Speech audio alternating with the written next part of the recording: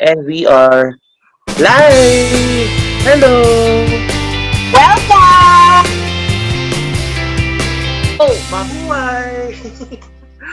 Good Good morning, good morning! afternoon, and good evening to our podcast viewers. Welcome to Yes! Marketing Riding in Tandem with your host. I'm Isa Sanchez, your marketing goddess, and I provide holistic and realistic business advice to my fellow Filipinos and even to our foreign friends. And we have...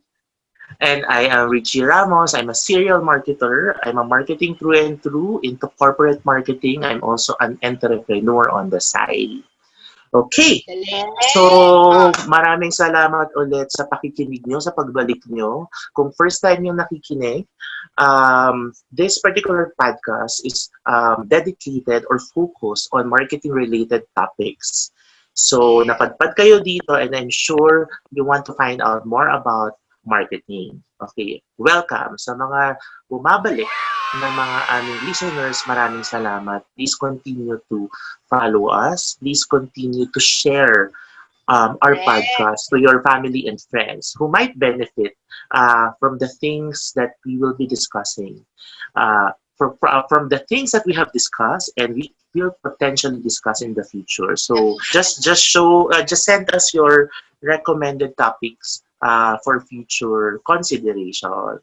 Okay, Ang so ganda. kamusta Ako pa ka? yung consideration, friend. Gusto ko yung term na Diba? yun. So kamusta You're ka, so Madam Liza? considerate.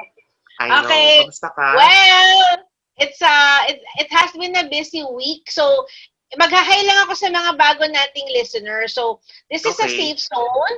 Wala pong mali or pangit na question. So if you have any suggestions for future topics, please message us. We will try our best to consider it. Sabi nga ni Richie, consideration. And katulad ng sinabi natin last time, this is a safe zone.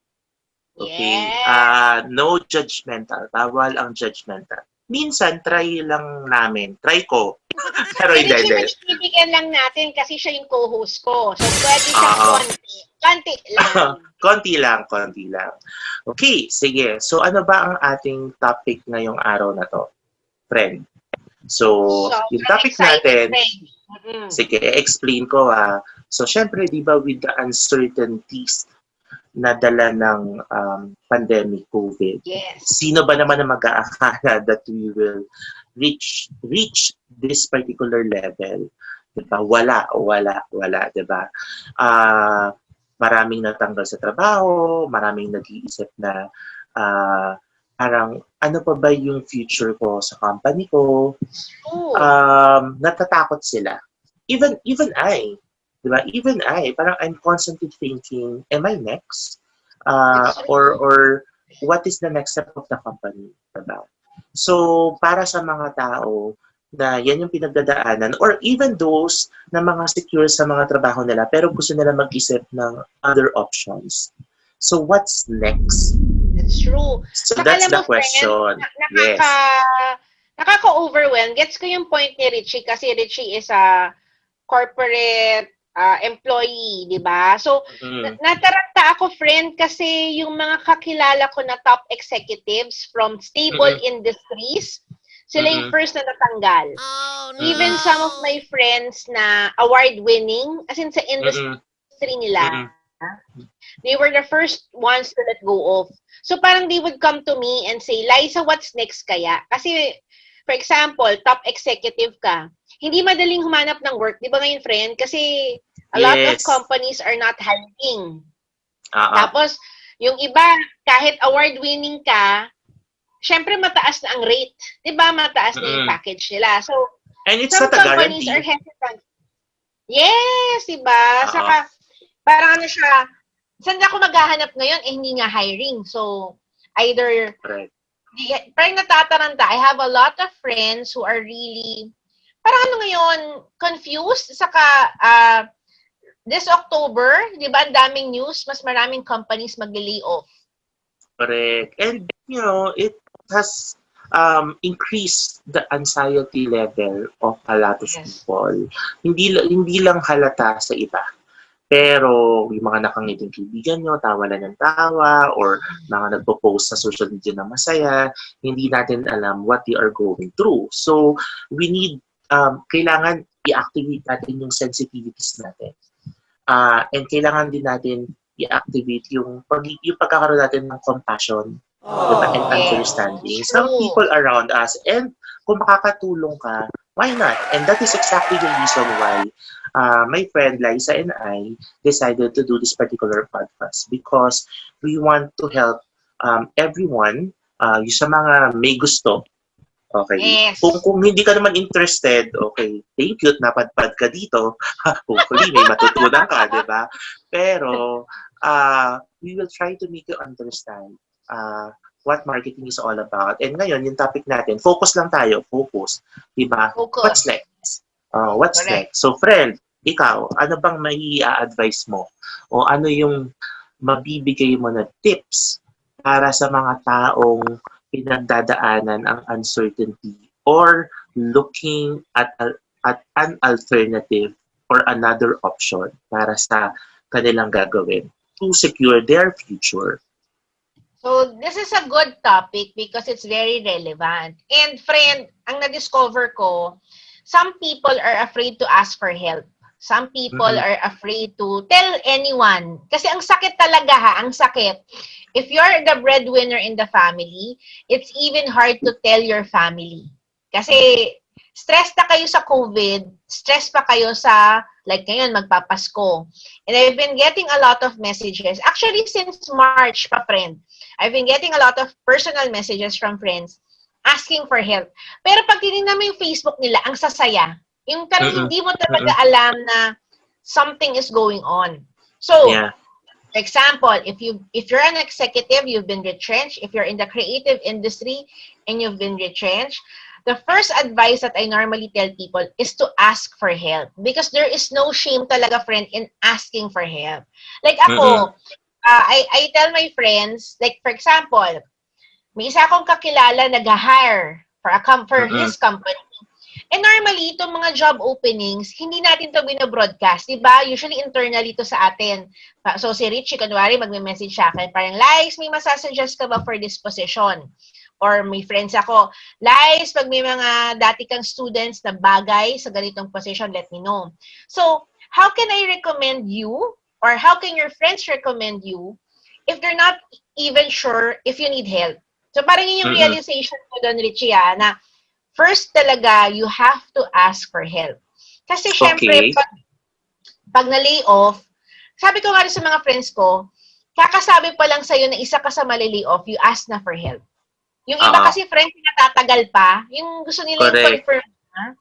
Sabi ko, we have to strategize now. Yeah, ako ang idadagdag ko din dyan, yung aside from asking for help, meron ding humility factor yun eh. Kasi yung iba, ang questions na, why me? Bakit hindi si ganyan? Diba?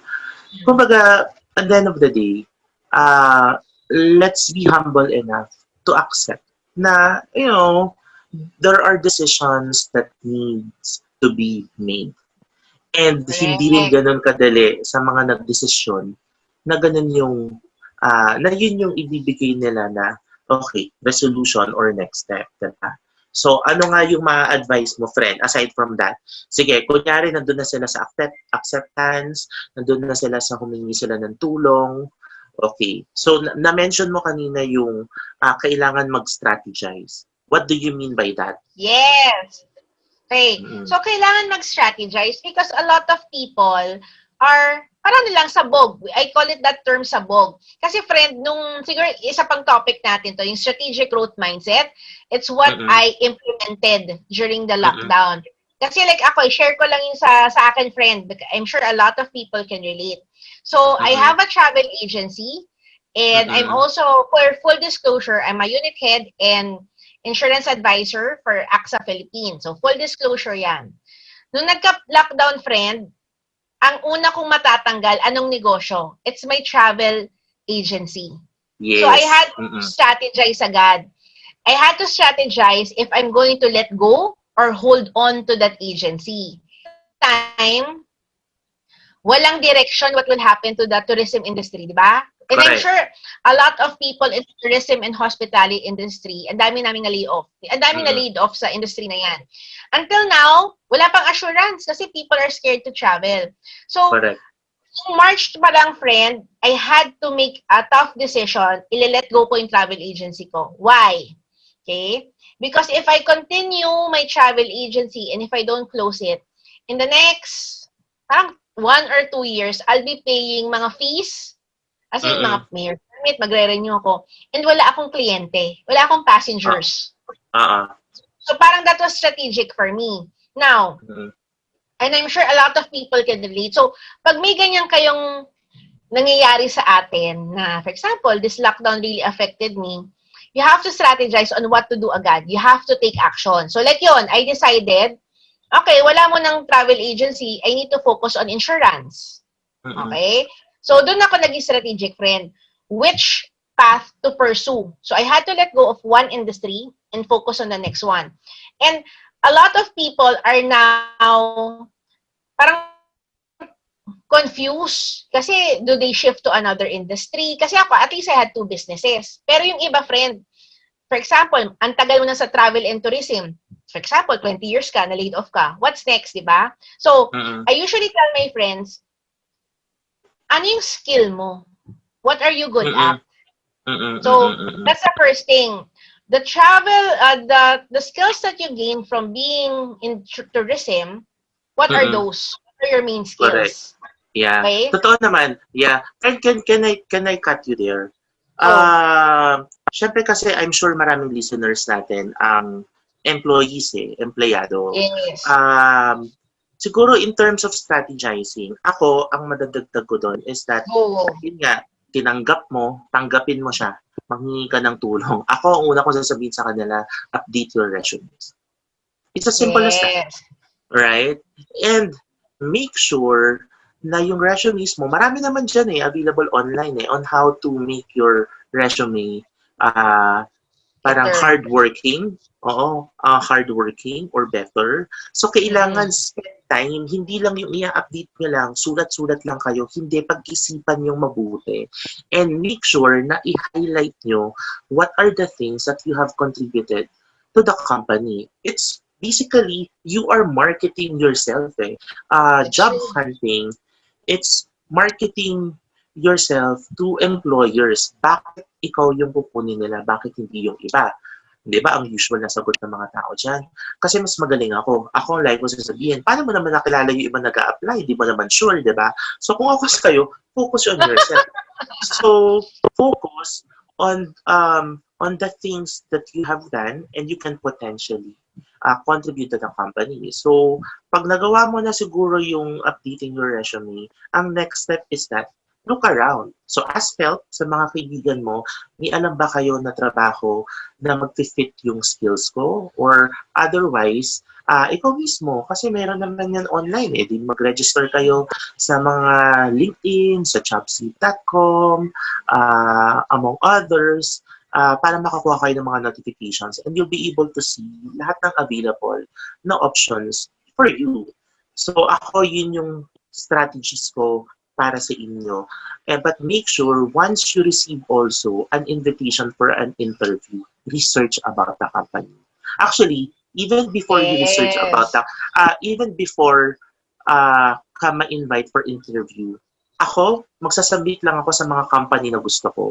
Hindi ko lang isasubmit yung resume ko just for the sake na isasubmit ko siya kung kani-kanino. I remember, friend, the first time, kwento ko lang ng konti, the first time na nag-apply ako ng trabaho. Go. Okay. Pagka-graduate ko, sabi ko, gusto ko brand management na trabaho. So, kaya lang, sabi ko, ano ba yung company na parang focus into brand management? Yung maraming activities. Alam mo yung ginawa ko, friend? Punta ako ng supermarket. Tumingin ako ng mga products na merong mga merchandising materials, poster, or mga banding activities. Tinignan ko kung sino sila. Sabi ko, ito yung mga active sa mga promotions, sa mga activities. doon ako mag-a-apply. And that's how I landed my first job, yung Rebisco, Republic Biscuit Corporation. Okay, fine. Hindi pa masyadong usang internet ng mga panahon na yon. I had to look at the address ng Rebisco at minil ko yung resume ko. And I got invited. Tapos syempre, I knew about Rebisco kasi I've been eating their products nung since bata ako. So I really know the company and the product. So dapat ikaw, pag in-invite ka, alam mo, do your research. And then, saka mo isipin, ano kaya yung kailangan ng company? And ako ang lagi kong sinasabi sa mga naging estudyante ko before, and even sa mga na-mentor ko na tao, ang isa sa mga magandang questions sa interviewer, para ma-assess mo if you are right for the job or para alam mo kung makaka-contribute ka nga sa job na yon o sa trabaho na yon. Ang isang magandang question is, tanungin nyo yung interviewer, what would make this role successful? Kasi pag nasagot niya yun, ibig sabihin, yan yung mga dapat mong gawin para maging successful ka sa role na yon. At tas dun mo i-align yung meron ka dun sa requirement ng trabaho. It's just basically creating a marketing plan eh. Ikaw yung i-market mo yung sarili mo. Diba? Sa paggawa ng marketing plan, you have to understand the industry, you have to have market insight, you need to understand ano yung strength mo, ano yung weaknesses mo, ano yung opportunities and threats, yada, yada, yada. Tapos towards the end, gagawa ka na ng plan mo. Ito yung statement of the problem, ito yung marketing strategy ko. So, yun. At ko lang, friend, kasi nagturo kami ni Ritchie ng business communication. So, sometimes, overwhelming, friend. Halimbawa, yung iba, 10 or 20 years na sa company. So, yung last resume nila, can you imagine, nung nag-apply pa sila? And, ang hirap kasi isi-share ko, friend, dati, last corporate experience ko was like 2005 pa. My first and last corporate experience. So, si Ritchie, at one time, there was an opening. Sabi niya, friend, apply ka. So, I sent my resume. Di ba? Share ko kasi very insightful.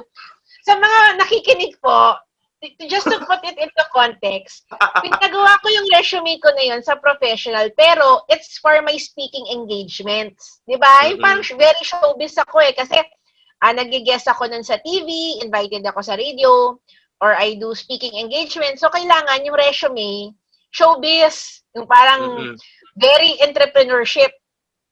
So, sinend ko kay Ritchie, tapos sabi niya sa akin, friend, bakit parang wala kang achievement sa corporate? Kasi parang, wala ka. Wala ka. Parang, I had to admit that, na wala talaga. Tapos, parang napaisip ako, baka corporate, parang it's not for me, or it's either I'm not for corporate, or ito yung friend, or I adapt my resume for corporate. Parang two options Correct. So ang nangyari, I had to ask a friend, Milet Antonio, hello, she's a brand manager. So what I did, friend, sinend ko sa kanya. As in, love na love ko yun. Sabi ko, Milet, wala akong achievements kasi I was teaching already, di ba? Parang 6 years na ako nagtuturo sa masters and undergrad. When you're in the academe, you cannot really quantify your achievements sa resume, di ba? Ikaw yung parang sinabing, nag-mentor ako ng 10 groups para sabihin ng HR. Anong connection ho nito? So you have two options. So if you feel update your resume, first, siguro, friend, gawa tayo ng bigay ako tips for that. For example, ang tagal mo na talaga na, usually kasi, marami akong friends, yun yung first problem nila, friend. Kasi 10 years ago pa sila nag-apply, or 20 years ago. As in, typewriter pa yata gamit natin nun eh. May snowflake friend, nalala ko yun. May snowflake pa pag nagkamali. Google ko nga. 20 years pero very basic. Yung yung ribbon. Yeah. Some of my friends come to me, Liz, can you recommend a writer for a resume? Kasi hindi na talaga nila alam what to put, friend. Kasi syempre, pag feeling mo secured ka kasi sa company, friend, di ba you don't really write it down? Di ba Correct, parang, true. quarter 1, 10% increase. Di ba? Oo. Some they Pero, don't. pero friend, meron ako recommendation dyan. Go, Kasi go, go. di ba nag-yearly evaluation kayo sa Mm-mm. company? So, balikan nyo lahat yun. Nakasulat na yung mga achievements nyo. Kumuha na lang kayo doon ng mga big items that you can use to highlight your resume, to highlight in your resume. Kasi ako, hindi man ako nagno-notes, pero meron akong, yun nga, yung mga performance appraisals ko. Di ba kasi sa performance appraisal, sasabihin mo ano yung nagawa mo, ano yung na-achieve mo.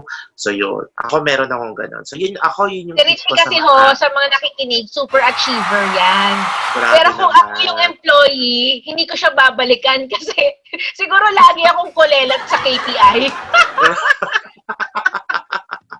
So, Hello to my yun. bosses who might be listening. I love you Oo. all. Ito yung recommendation natin. Ito yung para sa mga, yung unang sinabi mo sa mga may business. Parang i-assess nila, parang do they need to make a tough decision in letting, in Yes. closing the company or pursuing another business, diba? Or yung isa pangalawa naman is para sa mga empleyado na mag-a-apply ulit, diba? Pero Yes. friend, ang isang naging hindi siya actually surprising, pero yung isa sa mga um, result ba tawag doon ng pandemic is that suddenly ang dami online sellers. Correct. Lahat binibenta ngayon. Nakakatuwa, diba? Correct. Oo, which is, tuwang-tuwa rin ako nun. Kasi sa condo ko, nag-organize kami nung co-admin ko ng market sa condo namin.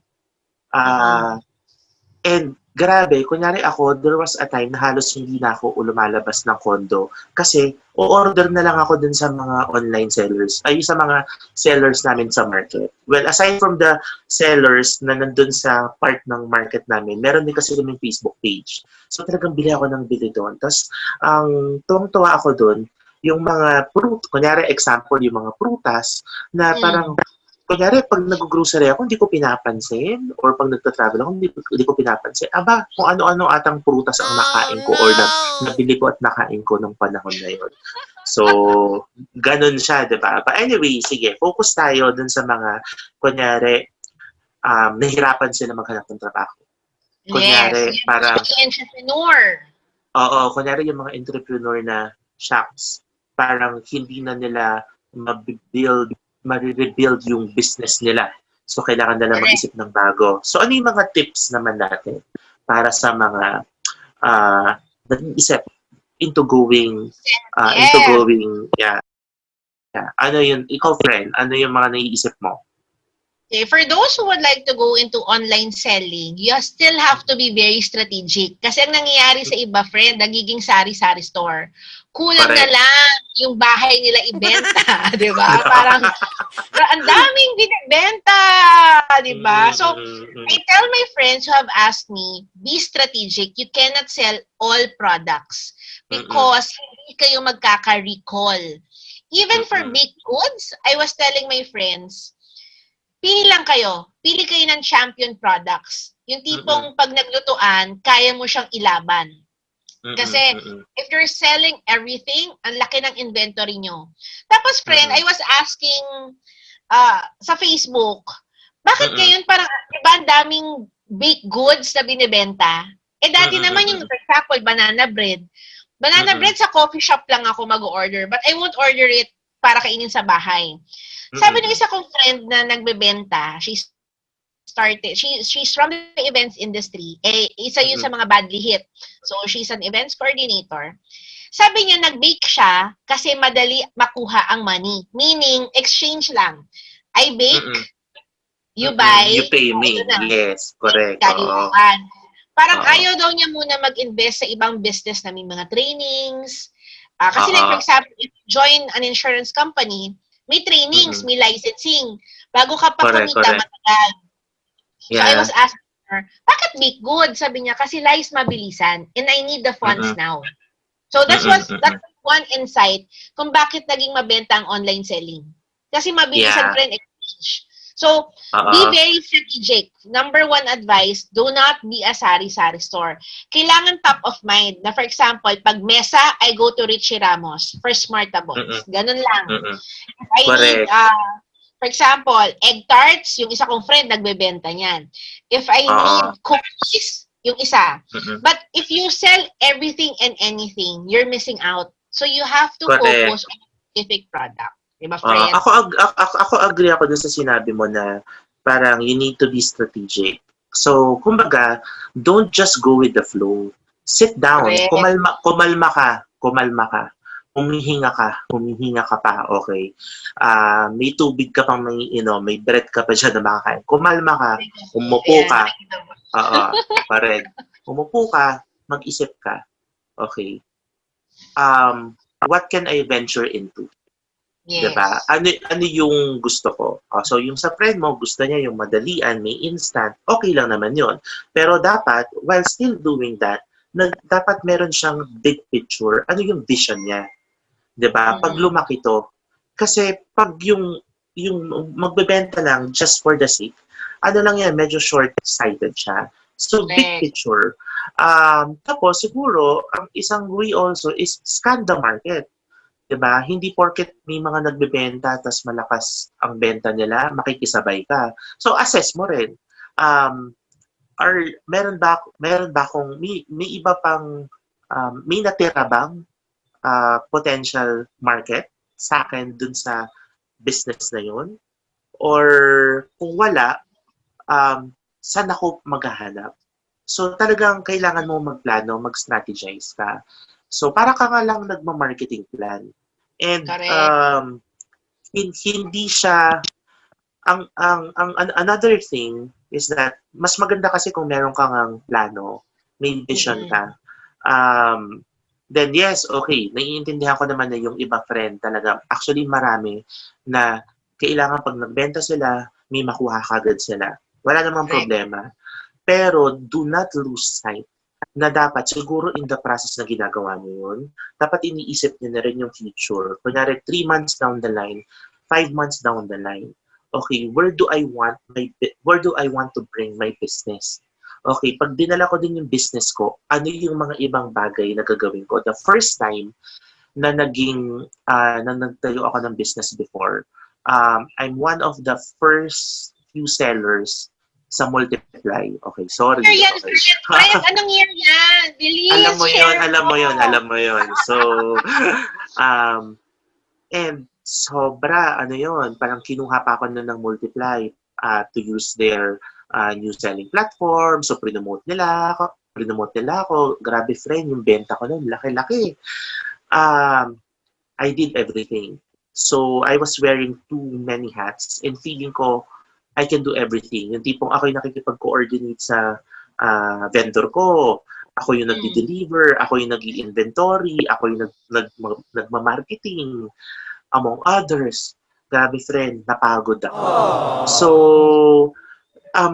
importante yung planning eh. Kasi pag nag-planning ka, ma-identify mo what are the things na you are good at, na pwede mong i-focus, and what are the other things na pwede mong ibigay sa ibang tao or maghanap ka na makakatulong sa'yo. Okay, normally, iniisip ng mga tao is that, magbi-business ako, magbe-build lang ako ng Facebook page ko and that's it. No. Ang mga isang iisipin mo dyan, or magtatayo lang ako ng website ko, okay na yan, madali na yan. Hindi.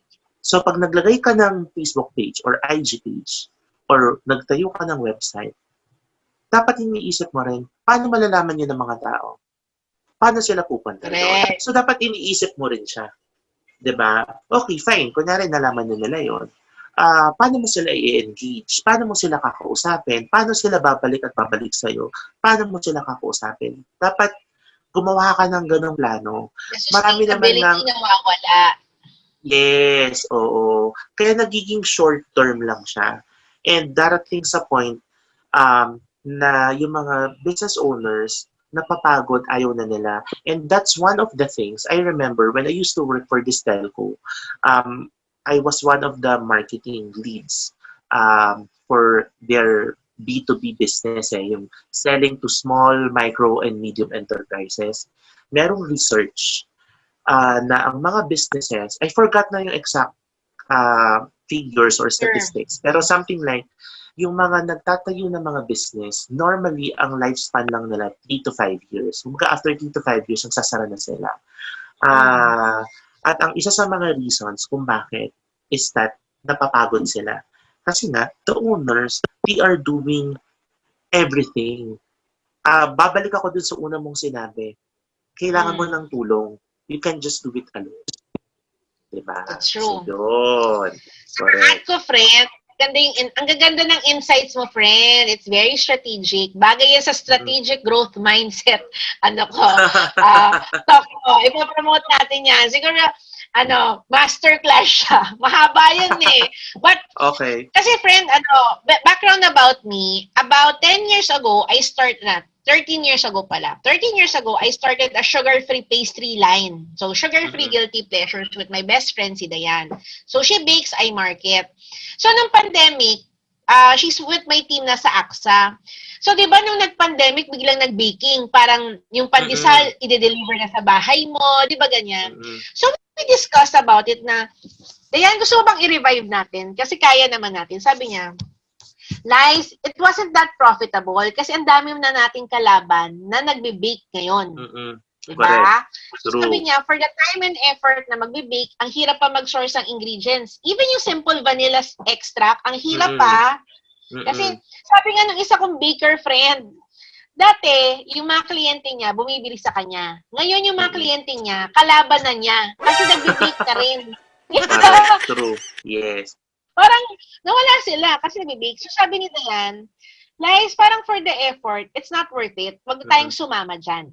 We could easily revive our pastry business kasi we have experience, friend.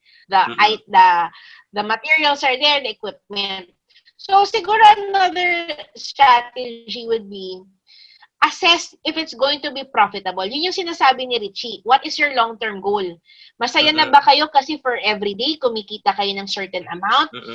Nung friend also, nung start ng lockdown, parang naisip ko magbenta ng medical equipment, mask, ganyan. So, naisip ko, is this for me? Do I see myself long-term dito? Kasi if yes, tututukan ko siya. But then, sobra siyang matrabaho. It's quite complicated, especially the logistics. So, parang I was telling myself, Liza, nalilihis ka sa main business mo, which is insurance. Parang doon ko na-discover, friend, na stop having a sari-sari store mindset. Kasi nainggit ako, friend, nakikita ko yung mga nagbebenta. May nagbebenta ng siomai. Gusto ko rin. Parang, baka kumikita yan. So I had to be strategic, friend. I cannot be a sari-sari store. And I've been telling this to a lot of my friends who are starting entrepreneurs. Pag maliit lang ang kita nyo dyan, tapos feeling nyo naman, hindi nyo masosustain to grow it, tigilan nyo na. Diba? Yun yung sinasabi ni Ritchie eh. Correct. So, dapat ako, ang sinasabi ko pag ganyan, is that, so yung sa dami ng ginagawa mo, dapat iniisip mo rin, kunwari, kung empleyado ka ng business mo, kaya ka ba nilang swelduhan? Correct. Diba? So, kumbaga, so importante talaga yung magplano ka, upuan mo, mag-forecast ka, ang tawag doon, sales forecasting. Kunyari, for the next week or in a month, ano sa tingin mo yung mabibenta mo? Diba? Pero be realistic. Pero dapat iniisip mo rin na potentially, it might not happen. So, anong gagawin mo pag hindi nangyari yun? Diba? Aside from sales forecasting, dapat iisipin mo rin, ano yung mga potential expenses ko? And kasama nga doon is yung, ako, sinasuggest ko, digital marketing. Diba? Mura lang naman siya eh. Huwag niyo sasabihin na, hindi, Facebook, libre naman yan. Maglalagay lang ako ng Facebook page. Okay na yan. Kaya lang, hindi nga, paano mo nga ito-drive yung awareness mo? Di ba, magpo-post ka lang, sabihin mo sa mga friends mo. Pero, are they your only market? Hindi eh. Pero, kung nagplano ka nga, at kilala mo yung market mo, then doon mo marirealize na hindi lahat ng friends mo market mo. At meron ka pang malaking market na na pwede mong ma-penetrate. Diba? And when you do that, going back lang, diba? So, in terms of strategizing, so dapat gumawa ka ng vision mo based on sa discussion natin, diba? Dapat, ano yung vision mo? Ano yung long term? Diba? Pero syempre, okay lang naman na may short term ka. Pero dapat iniisip mo rin ano yung long term. What's next? Yes, correct. Oo. Tapos, dapat klaro rin sa'yo. Mag-SWOT analysis ka. So, para tayong nagmo-marketing plan. Ano yung strength mo? Ano yung weaknesses mo? Ano yung opportunities in the market? Ano yung threats? Diba? Yung strength and weaknesses, internal yan. Sa sarili mo. Capability mo. Yung opportunities and threats, external yan. So, industrial, political, technological, among others. Tapos, dapat klaro rin sa'yo sino yung target market mo. And yun nga, hindi lahat ng friends mo o kamag-anak mo, target market mo. Diba? Face it, hindi. And then, while doing that, mag-forecasting kayo, mag-sales forecasting kayo, be realistic, identify mo yung mga expenses nyo. And ang pinaka makakatulong, isa rin sa mga makakatulong sa inyo is that once na-identify nyo na yung product na ibibenta nyo, na-identify mo na yung target market mo, dapat klaro sa'yo yung customer journey. Ibig sabihin, kunyari, ako yung customer mo. Iisipin mo, ano yung iniisip ko. Yung customer journey kasi, may steps yan eh. Kunyari, ano yung awareness, usage, paano ginagamit, etc. etc. So, iisipin mo, sa awareness, paano malalaman ni customer yung produkto mo o yung binibenta mo. Okay, pag nalaman na nila, paano nila mako-consider? Diba? Sino magbibigay ng ganong information? Ilatag mo yung customer journey mo na yon. Pati yung mga channels or platforms in each of the stages.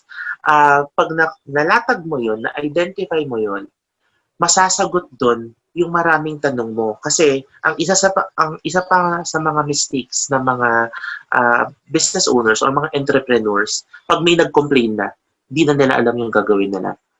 'Di ba? Pag may mga tanong na hindi nila alam. Sige, go ahead. Ang galing ng mag-insight si Ritchie. Siguro, friend, yung customer journey, kailangan may isa tayong, segment for that. Maraming matutuwa dyan. Kasi it's correct. Not common. Oo. Siguro, friend, backtrack na ako. Yes, go. Sige. Ano yun?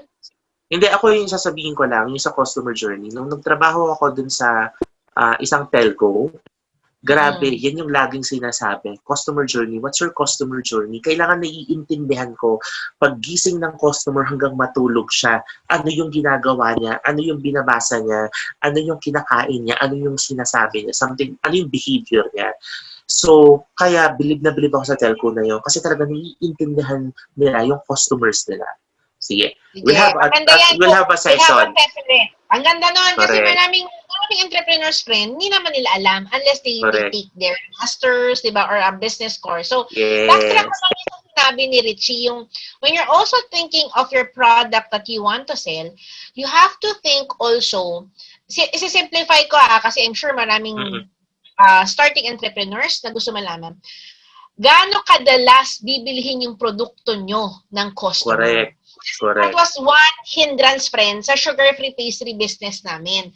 If, for example, mamon, usually bibili ka ng mamon pag may lamay, di ba? Bulk, may lamay. Diba? Mamon, namatayan! Ay, mamon! Nagalaan tayo. Actually, oo nga, no? Di ba? But, hindi ka parang, friend, magmamon naman tayo. Mamon tayo, mamaya. Di ba? You don't think of that. So that's part of the strategy that you have to implement. How often would you purchase ube cheese in 1 week? Oo. Friend, ilatag natin yan sa customer journey. Doon siya sa part ng usage. But friend, yes. entrepreneur, na-discover, kailangan mo siya lang ma-identify. Kasi halimbawa, seller ng ube cheese pandesal. Bumili na, si Ritchie, ube cheese pandesal. Nakabili na ako one time. Kailan ako next bibili? Do I use it every day? Parang, Ritchie every 6 a.m., hatiran mo ako sa kondo, ha? Correct. Ako once lang ako bumili ng friend. Once lang, di ba? Pero hindi kayo Mm, tipong pagkagising, ay, walang ube cheese pandesal. Naku, lagot tayo sa correct. nanay na. Totoo. Di Yeah. ba? So, have to look at usage. How often would this person use it? Like yung banana bread, sa totoo lang, friend, natutuwa naman po ako sa mga nagre-regalo sa akin ng banana bread. Love na love po kayo. So, minsan, friend, nakakatatlong banana bread ako sa isang linggo. Meron ako ngayon, no? May nagregalo sa akin. Thank you, Ria. Oh, di ba? Thank you sa mga nag-aayuda po sa akin ng banana bread. Pero minsan parang, ay, banana bread ulit. Tapos, sabi ko, kay Ate Lyra, ate, may nagregalo sa atin banana bread. Tapos may dala rin siya. O, Lies, may kliyente yung nagregalo. Totoo yan. So talagang usage. So dyan Oo, papasok yung usage. yung sa sales forecast mo, kailangan mo, parang consideration yan. So kunyari, ang bebentahan mo lang 10 kamag-anak mo, kunyari lang. So kung once lang sila bibili, so ang gagawin mo lang 10 lang. Diba? Oh. Yun na yun. Kumbaga yun yung potential earnings mo. Yun yung potential earnings mo. Unfortunately, di ba? So kaya kailangan isipin mo, kailangan lumabas ako dun sa 10 kamag-anak ko. So, doon na papasok yung marketing mo. At hindi lang yung pagtatayo ng Facebook mo o pagkakaroon ng IG account mo, hindi lang siya enough. Dapat make it hardworking for you. Diba? Correct. So, yun. Sabi ni Ritchie kanina, maraming entrepreneurs tumitigil sa businesses nila kasi napapagod. Like, marami akong friends tumigil din sa pagbebenta ng pastries ngayong simula nung nag-GCQ kasi, I was telling them as a personal advice, pag nag-GCQ na, back to normal na ang bilihin. Kasi like, nung lockdown, friend, nag-crave ako ube cheese. Tagang ube cheese pandesal. Kasi friend, dito sa village namin, siguro 500 ang sellers. Kasi, so umaga pa lang, ube cheese. Totoo yan. Crave ako. Tapos, may friend ako, nagregalo naman sa akin. Tapos after nun, okay na ako. Yung ganun yung feeling, okay na ako. Tapos, may nagre-regalo ulit ube cheese pandesal. Tapos pansin ko, dati, bumibili ako, friend, sa mga sellers dito sa village ng bread. As in bread, ha? Kasi di ba ang hirap lumabas dati? Parang takot tayo. Pero nung nagbukas na yung normal bake shops, yung the mainstream bake shops, I've noticed hindi na ako bumibili sa home bakers.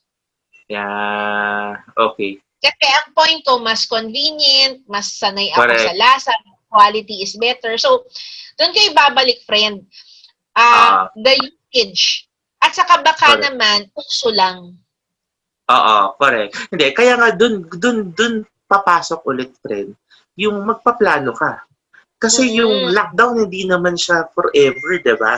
Darating sa point na may bagong new normal na. Diba? So, pag nangyari yun, anong gagawin ko? So, sa marketing na, so I've been in corporate marketing for the longest time, diba? Kami noon, I remember when I planned for yung roadmap ng pancit canton or noodles, na brand manager ako na ng isang pancit canton o noodles Parang 3 years down the line or 5 years down the line, gumawa ako ng roadmap. Saan ko gustong dalhin tong pancit canton ko o noodles ko? Tapos lumabas doon yung mga flavors na pwede namin i-develop, tapos lumabas doon yung bagong category na pwede namin i-launch. And yun nga, may mga na-launch nga ako noon na several. Dapat ganun yung isip nyo. Hindi lang yung kayo nakikisabay sa uso. Innovate. Kaya nga sinabi ko from the start, kung nanood kayo ng pilot episode, what I love about marketing is that yung mga marketers, they innovate. They innovate the market. They change the behavior, and they make things a lot easier or better for the consumers, for the customers. So, importante yun. Importante talaga yung planning. In whatever you do,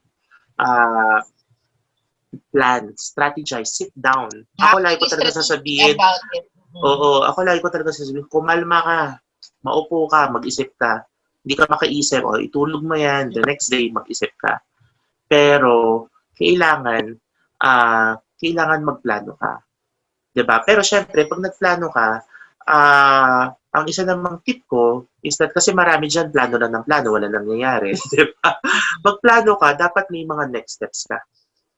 Diba? And make things happen. Kung hindi mo alam, kung hindi mo kaya, maghanap ka na makakatulong sa'yo who can help you execute. Tapos focus ka lang dun sa core mo o yung sa kaya mo. Diba? Correct. So, Yung core mo and the target market is very important. Diba? Yes, correct. So, Ang friend, ganda, very inspiring tong topic natin, friend. Nai-inspire ako. I know. So, we've been talking for a little over 30 minutes already. So, I'll go back na lang again to the question. Ano ba yung question natin? Kalimutan ko rin, friend. Ikaw na bahala. Oo nga, nakalimutan ko eh. Ulitin ko lang. Okay, with the uncertainties brought about by the pandemic, diba? Maraming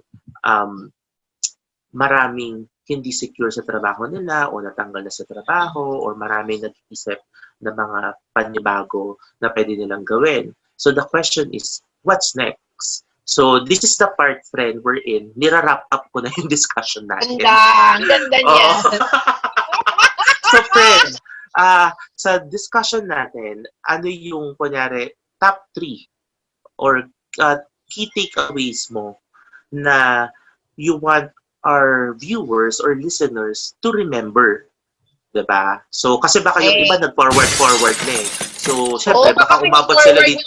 Oo, huwag naman. Pero anyway, sige, kunyari yung iba nag-forward. So, at least sana makita nila itong part na to. Ano yung, at least give me 3 key takeaways, friend, from our discussion. Okay. So, first, siguro, for those who have been retrenched, laid off, or feeling uncertain, first is really you have to strategize. You cannot be everything to everyone. So, decide ka, if you're going back to corporate, tutukan mo yan. Na-mention ni Ritchie yung resume mo, your personal branding, research about companies who are willing to take you in.